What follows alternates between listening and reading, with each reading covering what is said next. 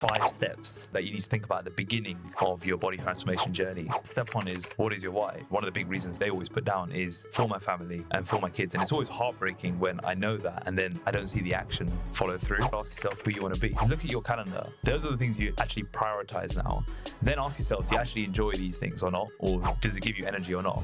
The things which do give you energy probably are aligned closely to your values. The next step is the how. Like, how do we get there? One thing we've done in RNT is build a 5-phase methodology to help you get into shape, but then most importantly, help you stay in shape. Let's focus on CTP. A really good way to just reset your life is to do your own little CTP. And we've got resources online that shows you exactly how to do this. Literally just find a set menu, use the calories that I gave you earlier, find a meal plan that suits that, and just nail that for 2 weeks straight. Now you're armed with everything. You've got your why, you know who you want to become, everything's in place. Now what differentiates success and failure? A lot of the time it's just because you're weak in a certain position and you have to keep doing it to get stronger at it. Not doing it doesn't make the problem go away. You can either trust this process, you can try something new and achieve something you've never done before, or keep doing the same thing and keep getting the same results.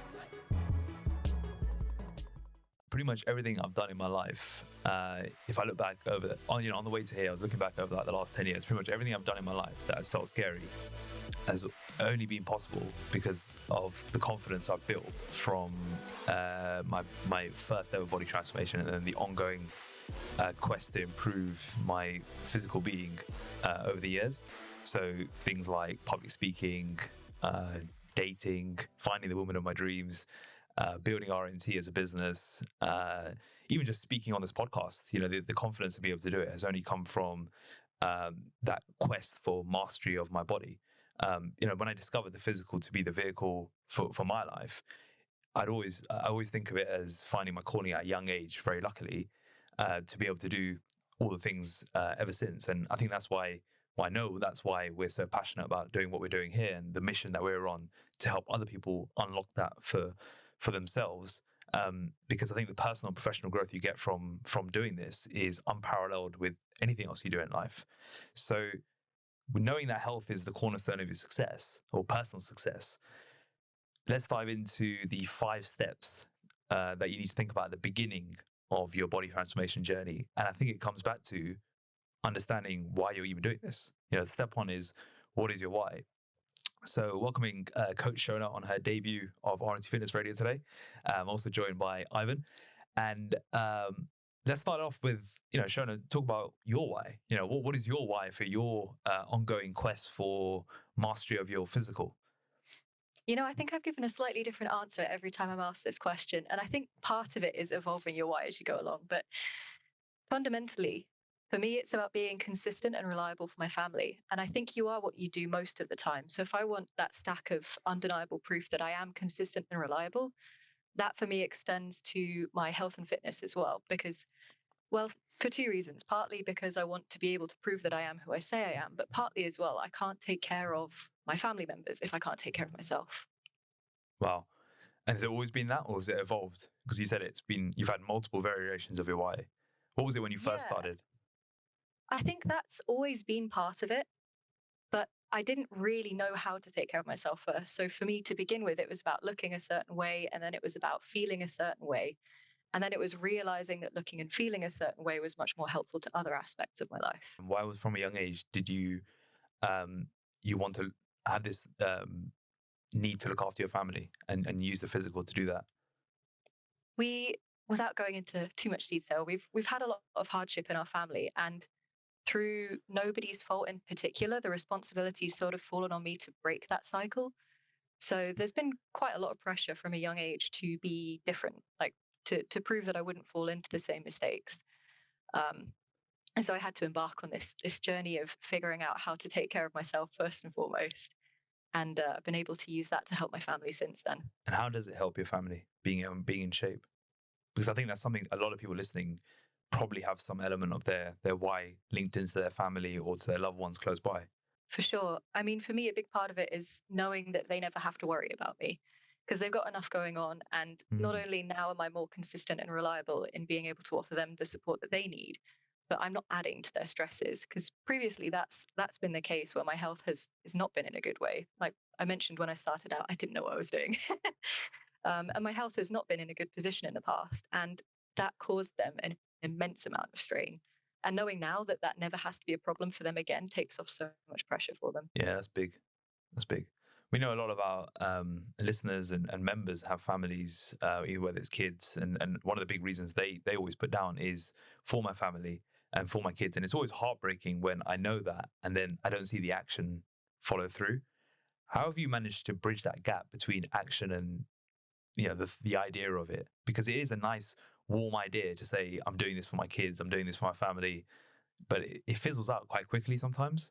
And I find it, I don't know about you, Ivan and Shona, but when I see that, when someone is like disengaged or they're not doing what it takes, and then I look back at their why and I'm like, I'm doing this to be a role model to my kids. I'm like, do you want your kids to see that?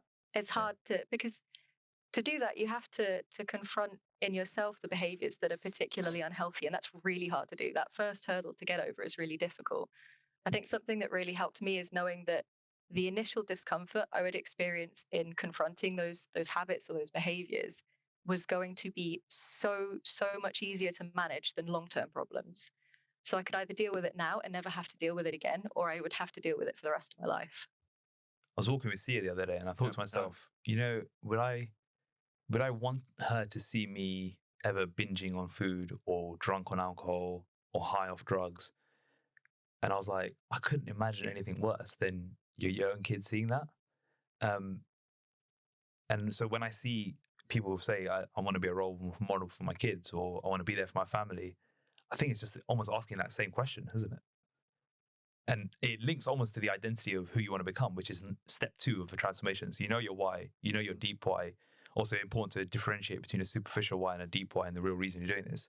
Then you got to ask yourself who you want to be. So Ivan, maybe break down, how do you actually construct this? Like, what are the 1 to 3 questions you need to ask yourself and know crystal clear about where you're going with this journey, so it doesn't become a fleeting warm feeling you have for a few weeks? Exactly. I'm even going to say that the questions I'm about to announce, they can be very powerful questions. Like, they can be really good to get your thoughts going. And, you know, I've seen people give me amazing answers, right?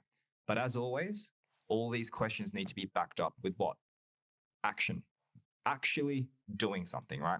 So the first thing you need to be asking yourself is, number 1, you know, what are your true values? A lot of people actually don't think about what they actually value or what they stand for, okay? When you know what your values are, and we have an article on our website, it's the HILPS article, highly recommend people checking it out. Once you understand what your true values are, with a series of questions, you can then see where a lot of your energy is going. So first question would be, what are my values and what do I prioritize? Can you break into that a bit more? And because I think values can be quite a fluffy thing to say for people, whereby they don't actually know what to do with that question. How do you actually, without actually going to the article, how can someone listening right now actually figure out what they are? It's more, okay, a better way to think about it. Where does your energy and resources go currently? That's a really good thing. That's a really good one to ask yourself. Where am I dedicating most of my energy to? But you got to be realistic with this as well. People may say on a call like this, oh, definitely health and fitness. Yeah. But then when they actually write it down or they see their answers to various questions, it's like, oh, health and fitness is not even a top 3 priority here. Okay. So we don't want to talk about values right now. We want to be talking about where are you allocating most of your energy to? That'll be number 1. Number 2, if we shift back to the identity question, is you need to ask yourself, what is the person 12 months from now doing differently to the current version of yourself? Okay. I feel this is one of the most powerful exercises that anyone can do, because if you really break it down, you could be like, okay, well, the person 12 months from now is not binging on food every evening in front of my kids. The person 12 months from now is going to the gym 4 times a week, no matter what. The person 12 months from now is doing at least 10,000 steps every single day. So you start to get this blueprint of what that ideal future you is, which is fantastic. Now you have something that you want to be aiming for. And again, we can help you do this here at RNT as well. Then we've got the beautiful answer. We've got, okay, cool, this is the person I want to be in 12 months' time. Now you need to reverse engineer that. And the third thing that I would say is, this is where you can now start implementing action to become that person. Okay. So instead of thinking in 12 months time, I want to be X weight, or I want to have abs. No.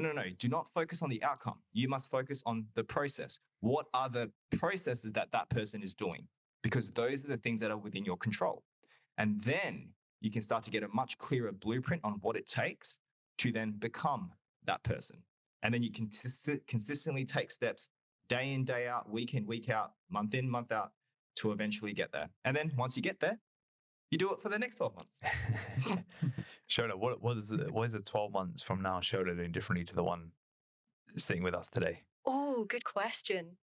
She probably picked up a few extra skills, kept learning, keep researching, keep asking questions. I mean, I can't say what exactly that would look like in 12 months from now, but those are the things I need to be doing to keep progressing. What sort of things are you reading and researching about now then? Oh, so much about women's health in particular, so much about my own type of training, so much about other modes of training as well, looking to get into other things, just out of curiosity. I think curiosity is really important. Yeah, so curiosity must be one of your values. Yeah. Yeah. Oh, there you go. Yeah. that values exercise, like, Shona, it's one of those ones where it's like, it's the reason why I said it is fluffy is because people use that word so often, but they never really actually understand what theirs is. And the only way you have to look at a good way to do it is look at your calendar. Look at your calendar, and that's probably a good reflection of what you at least prioritize right now. Whether that's what you value and actually enjoy is probably another thing. That's probably a good way I like to do it. Look at your calendar. Those are the things you actually prioritize now. And then ask yourself, do you actually enjoy these things or not? Or does it give you energy or not? The things which do give you energy probably are aligned closely to your values. The things that don't give you energy, if that's a lot of it, then you're probably doing a lot of things out of misalignment to your values. And that's probably where the issues with food, the issues with everything else sort of creeps in. If you look at your calendar and think everything on that is amazing, gives you energy, then you're probably living a life very close to your values. And then the next step is to be like, okay, well, if you're living a life and close to your values, but you're still not in shape, what's the gap there? Exactly. What's the gap here? Perfect. On to the next step then. So if we've got the why. So Shona's given an example of the why exercise. Ivan, you've discussed the identity. The next step is the how. Like, how do we get there? And Ivan, you identify the actions you need to take. So one of the first things you can do if you're listening to this and you've got weight to lose as part of this, the physical aspect of this transformation, is to understand how much weight you need to lose. So most people overestimate how much muscle mass they have, underestimate how much body fat they have. So linked in because we can't explain the table live, linked in here, we'll attach the how heavy will you be when you're lean guide. Literally click that link if you're listening to this and look at the table, look at your height, and that'll give you a good range to aim for with your body weight. That might surprise you. So read the caveats and read the article in full so you can understand exactly the different elements that are moving around. But let's say let's give some here. So 5'9". If you're 5'9", you're probably going to end up maybe high 60s if you're a male. And for a woman who's 5'6", I'm trying to remember the table off the top of my head. Any insights? I mean, for me at 5'3", it's there you go. Sort of the higher end of the 40s range. So perfect. 46 to 48. So you go, so 5'3", you're going to be 46, 48. Granted, Shona has more muscle mass than probably most. And then 5'9", you're going to be probably in the high 60s. Whatever it is, you need to understand what your gap is. Then you need to reverse engineer and figure out how long is that going to take you. So if you assume 1% of body weight loss per week, if you have 20 kilos to go, it might take you 24 to 30 weeks, give or take. Then it's a case of understanding how do you actually lose the weight. So at RNT, we have the transformation checklist. So Shona, do you want to go through exactly what are the 5 things you need to tick off on a day-to-day basis or week-to-week basis in order to actually achieve 1% of body weight loss per week until you get to your desired body weight goal? Yeah, sure. The first, and I would say the biggest, is eating nutrition in accordance with your goals. So you need to be in a calorie deficit in order to shift that 1% each week. That's non-negotiable. Then strength training 3 to 4 times a week. You need to be doing 10,000 steps a day, sleeping 7 to 8 hours a night, and making sure you're getting enough water on board as well. So the recovery elements at the bottom there are really important in order to make sure that you can keep doing the rest of the program. Yeah, I love it. For calories, Ivan, what would be a good starting point? If you're listening to this thinking, you've got your notepad out, you're thinking, I need to set my calories. How would you calculate your starting calories as a rough baseline to begin with, and then macros as well? A relatively good starting point for most people who are not super active, just sort of getting into the gym, maybe nothing too crazy. Take your body weight in pounds and multiply that by about 10. And that will give you like a really, really good start point just to see, okay, cool. Here's going to be my calories going to be set around here. When it comes to your protein, I would set it 1.8 grams per kilo or 0.8 grams to 1 gram per pound, whatever metric you want to use there. Fats, I would probably keep to about 25 to 30% of the total calories left over, and then the rest will go to carbohydrates. That's the way I would structure it for most people. That can be a really good way just to get going. Fundamentally, what matters most here is going to be your protein and the calories. Fats and carbs can sort of go up and down. Doesn't really matter too much. Yeah, and if you're not hitting 1% on that, then you probably want to look at adherence. And it's so simple. Yes. When you list it out like that, how simple is it to lose weight? Obviously, you got to do it in a way that is in accordance with your lifestyle. But the basics of actually getting things going is very, very simple. It's simple on paper, but it's tricky. It's tricky in action, and we understand that. So, but that's why if you have the guidance of professionals to help you along the way, it can just really expedite this process so much, and it can take so much guesswork out as well. Yeah, and one thing we've done at RNT is build a 5-phase methodology to help you, firstly, to get into shape, but then most importantly, help you stay in shape. So the first 2 phases, cleaning the palate and process, are the ones that help you get to your checkpoint, or the moment you moment you're in the best shape of your life. And then consolidation is there to help you avoid the rebound. And then investment is where you figure out how to feel, look, and perform your best. For those who stick with it long enough to get into the reward phase, will be in that elusive goal where you can effectively have your cake and eat it and do it in an intuitive fashion. But that takes a lot of time, and intuitive eating is something you have to earn. It isn't something you don't just do intuitive eating. You have to earn that over the course of the years. But let's go with CTP and let's focus on CTP. What are the fundamentals of cleaning the palate? And how do we get off to the best possible start? Make sure you've got your non-negotiables in place. And make sure you're planning properly every week. It's 15 minutes out of the week that will save you hours throughout. It's much easier to make the time than it is to find it. So keep those non-negotiables in place on the calendar. Then it's just a case of, and again, it's simple, but it doesn't mean it's easy. Following the plan, tracking your progress, and engaging. So if you're part of cohorts, you got the coach. Make sure you are engaging on those platforms, because that's so, so important. What is your planning process, Shona? My planning process in terms of scheduling out my week. Yeah. How do you do it personally? I can imagine you being very meticulous about this. Very, very. I mean, lots of the things now are auto-regulated. So the longer you spend doing these things, for me, meal prep is part of my weekly shop. So I don't have to put that on the calendar anymore. I might choose to sometimes if I've got a busy week, but for me, it's normally 10 to 15 minutes out of my Sunday afternoon just to make sure all of the main things are in the calendar for the next week, so I can see exactly where my time needs to be. And then if something pops up during the week, if work gets busy or if there's a family emergency, I can see exactly where things can move around to as well. So again, I'm not left trying to find the time. It's already there, freed up. I just need to actually move it over. Do you meal prep once a week? Yes. And then I keep a bunch of stuff in the freezer because it doesn't stay fresh in the fridge for the whole week. And now of interest, because I think it's such a key part of getting started, what is your meal preparation strategy to get it done once a week? And how long does it take you? It takes me a couple of hours. I mean, well, it used to take me longer, but it takes me an hour to 2 hours sometimes. But it's not bad. I just prep I make sure I've got everything bought up for the week. And then I just prep my main meals. Stuff like cereals or oats or yogurt, I don't really need to weigh out until on the day. But for things like proteins and veg, I cook those by batch and then separate them out into their respective portions, fridge and freeze those. And Ivan, what about yourself? What's your planning process? It's very similar to that as well. I'll prep once a week, keep some of it in the freezer and just defrost it sort of midweek when I need it. I find that most of my protein can last 3 to 4 days pretty good in the fridge. And then for the rest of the week, I just take out what I need. The main things that I take care of just to make sure, I just want to make sure that my protein is prepared. Everything else I can just prep on the day. I don't need to prep my carbohydrates in advance. I don't need to do any of that. I've sort of come to a point where it doesn't take up much of my time. I've got the flexibility at home to cook at home and prepare my meals at home when I need to. And I just enjoy the process. It's good fun. It's a good break from the day.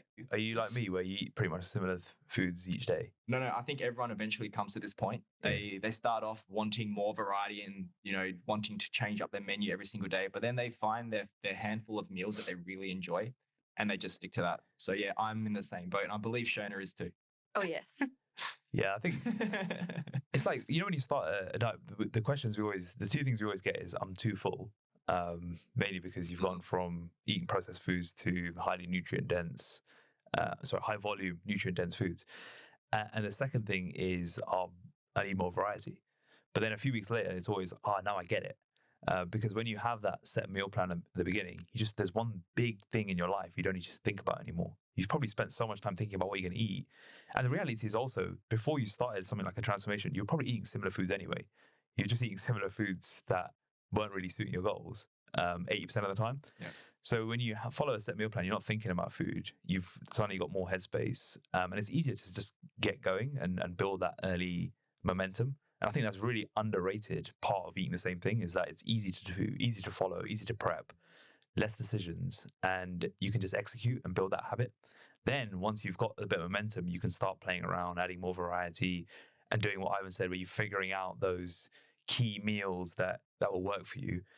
But even then, you want to save that till you've hit your initial physical goal, and then you're trying to figure out the lifestyle solution. Yeah, it's very underrated. I think just keeping the same meals, and I think it's just a really good strategy for most. Like even if you're not with RNT, a really good way to just reset your life is just to do your own little CTP. And we've got resources online that shows you exactly how to do this. Literally just find a set menu, use the calories I gave you earlier, and just go with that. Find a meal plan that suits that, and just nail that for 2 weeks straight. Well, we have to again eliminate any fatigue. Well, we have the free transformation accelerator for people. Exactly. All the resources are there. This is not like some secret type of thing. But if you were to literally just do this, set yourself up for like 2 weeks, that's a fantastic way just to reset yourself. And because it eliminates a lot of fatigue, you get your structures back in place. You just can allocate your energy to more important things, right? We don't want you to be thinking about every single meal, especially when you're trying to start an exercise plan, or you're trying to, get some more steps in. We want to remove as much decision fatigue as humanly possible. And one of the best ways to do that is literally just follow a set meal plan. I think it can work exceptionally well for most. It's a secret that isn't sexy. I know. So we've covered the why, we've covered the how, we've covered the what, we've covered the how, the execution, we've covered the CTP. Let's now discuss what the difference between success and failure. Like what separates. Now you're armed with everything. You've got your why. You know who you want to become. You know what you need to do. You know where you're heading. Everything's in place.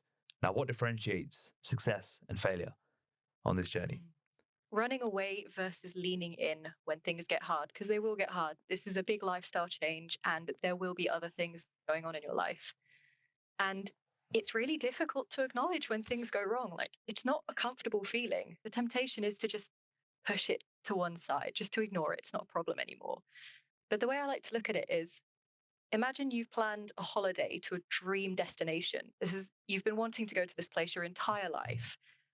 You get to the airport and the flight's cancelled. You're not then going to take all of your luggage, dump it in the nearest skip, turn around and go home. Like, you're going to wait for the next flight. You'll get to your destination a little bit later, but you're still going to get there. You're still going to get to that reward. And it's the same with your process phase and your CTP phase. If you chuck all your bags in a skip, if you throw in the towel at the first sign of difficulty, you're not going to get to your destination at all. But a delay doesn't mean a failure.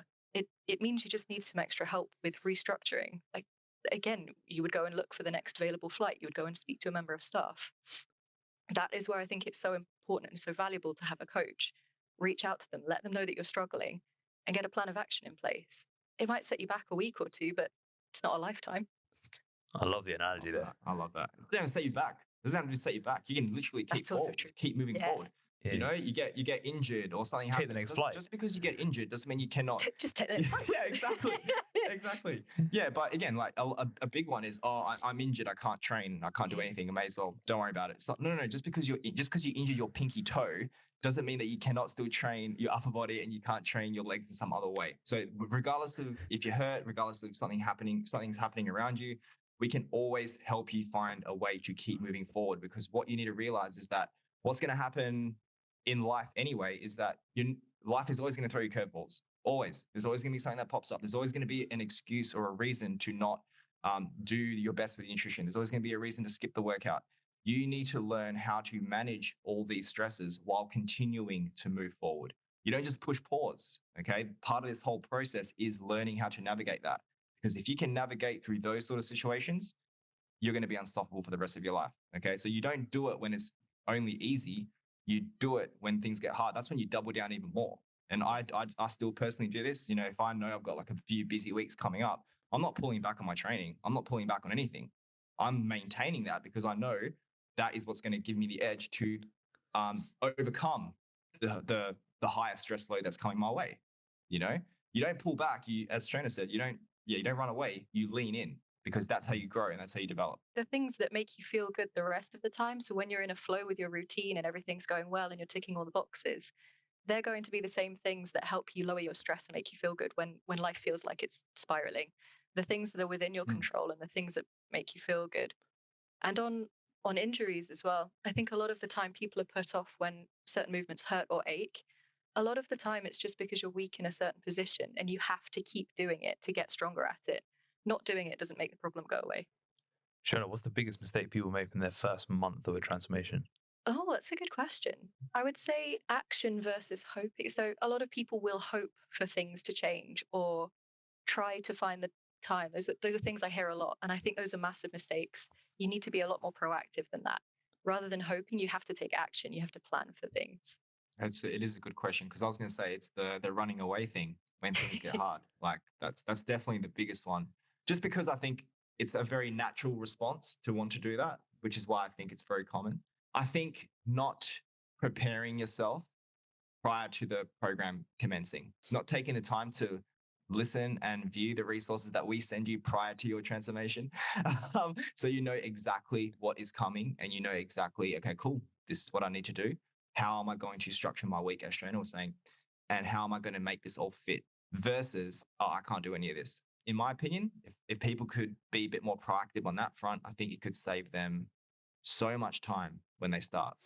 It's probably impatience to add to that is just not being patient enough with the process and understanding that the ability to trust the process comes with patience. You know, as you stack more and more weeks together, more and more results come. That's when the trust builds and that's when momentum comes. And the next thing you know, you've achieved your transformation.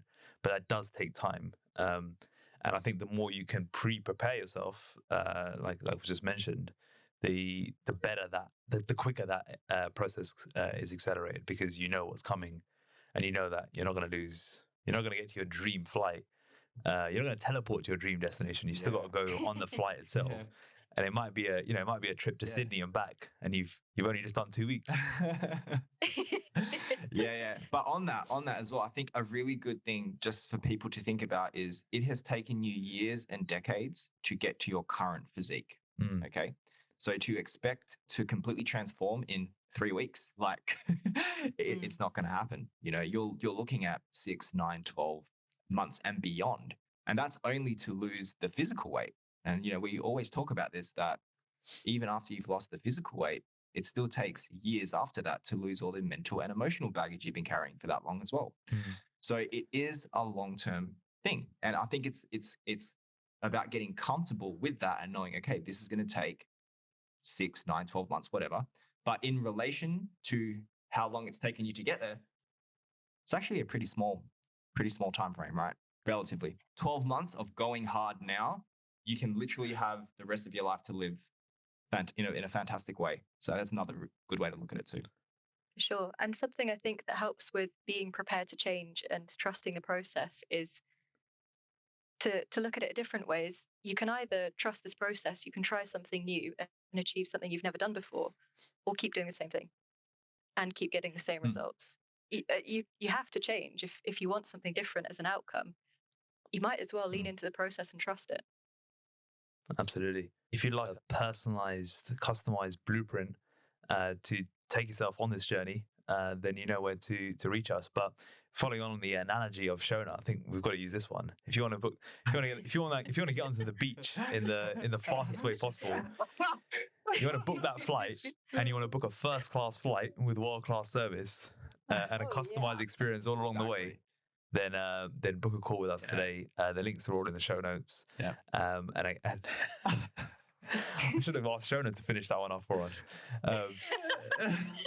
And so long as you're committed, you're willing to be consistent, and you're someone who's coachable with a growth mindset, then you're going to have a great time on that flight. And when you get to your dream destination, you're going to be able to feel, look, and perform your best with a lifestyle solution to stay on the beach forever. Oh, yeah. Love it. Anything to add, Shona? No, that was beautiful. That was perfect. Nothing what happens next on the beach, pina coladas, and that's when you can drink that's when you can drink pina coladas and not get drunk. Live the dream.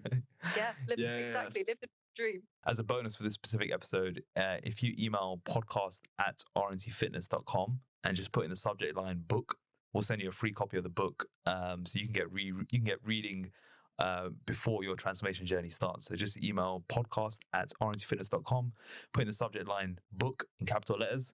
Actually, add your address in the add your address in the subject in the body of the email, of course. Otherwise, we won't know. We won't know where to send it to, and then we'll send it to you as quick as possible, so you can get started on preparing yourself for the transformation of your lifetime. Any final comments? The plane analogy is great because, you can catch a first-class plane with us, or you can walk from Australia to the UK. Yeah. You know what I mean? Like, you can build on that analogy as well. You're going to experience turbulence on the flight either way, so you can buckle up and carry on. Yeah, you can roll one of those little dinghies. Yeah. Go on, guys. Whilst on the cameras aren't off, so you may as well continue this now. Go on with the analogy. Say that again, Ivan. I'll get them to edit this in. You can catch a first flight. You can catch a first-class flight with us to your destination, or you can literally walk across the world to try and get there. Make the choice. The end. Didn't land. Nah. We'll have to use the raw. We'll have to use the raw video. Get them somehow. Yeah, Or maybe this is the intro. Maybe this is the intro instead.